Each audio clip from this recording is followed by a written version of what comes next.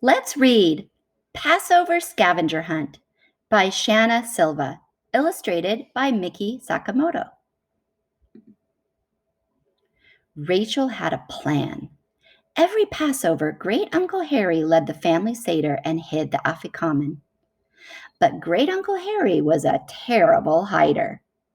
Rachel and her cousins knew all his hiding places.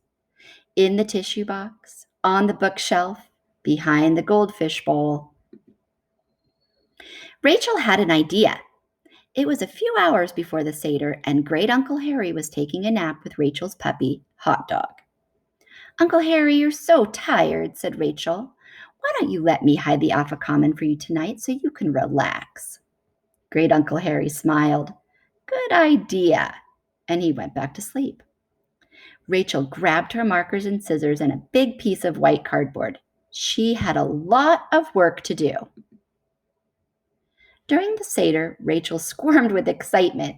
Great Uncle Harry took the middle matzah and broke it in half. He wrapped it in a white napkin and passed it to Rachel. "This year, Rachel is hiding the Afikomen," he announced. Rachel held up an envelope labeled Clue Number 1. "We're doing an Afikomen scavenger hunt," said Rachel. "I've hidden 6 envelopes around the house. Each envelope has a puzzle piece and a riddle that will lead you to the next clue. Once you find the clues and solve the puzzle, you'll find the Afikomen." She handed the envelope to Michael. Inside, he found a cardboard puzzle piece and a riddle that he read aloud. "Carpus is parsley, fresh and green. Find clue number 2 where green is the scene." "We have to look where green is the scene," said Jack. Jack went into the living room. Climbing onto the sofa, he looked up at the painting on the wall. He reached behind the frame and found clue number 2. Michael pulled out the new riddle. "Read it to us, Michael," said Jack. "The egg is for spring when everything grows. Find clue number 3 where the bald man glows." Michael and Jack stared at the clue, scratching their heads. David smiled and tipped down toward the basement. There on the shelf stood Great Uncle Harry's tennis trophy, which was shaped like a tennis player, a bald head tennis player. David pulled out clue number 3 and another puzzle piece. "I found it," yelled David. The others raced downstairs and David read the clue aloud. "The shank bone reminds us of when the Jews fled.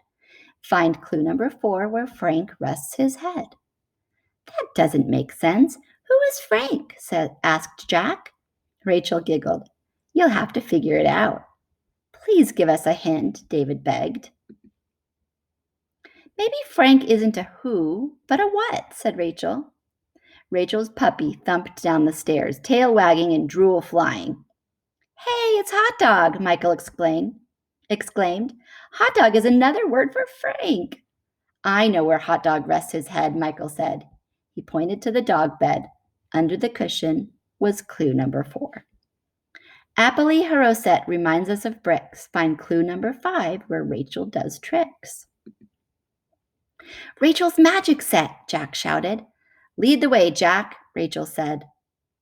In Rachel's closet behind the stuffed animals, underneath her pink boots, was her box of magic tricks and clue number 5. "Maror is bitter. I don't like the taste. Find clue number 6, where we recycle, not waste." The scavenger hunt team dashed to the kitchen, practically knocking over Mom and Aunt Sarah. David reached under the recycling bin for clue number 6 and the last puzzle piece. Mazel tov, cousins. Use your sharp eyes to assemble the puzzle and find your big prize. Michael, David, and Jack spread the puzzle pieces on the floor. They moved the pieces around until they fit together. "It's a Seder plate," David said. "It has all the clues from our scavenger hunt: carpus, egg, shankbone, haroset, and maror." "So where's the Afikomen?" Michael asked. "I know," said Jack. He raced to the dining room and lifted the Seder plate from the table. Underneath was the Afikomen, wrapped in a white napkin. "How did you get it under there, Rachel?" asked David. "You were with us the whole time." Uncle Harry, did you see her sneak back? Said Jack. I didn't see a thing, said Great Uncle Harry. He winked at Rachel. I've been sitting here resting, right, Rachel? Right, Uncle Harry, she answered.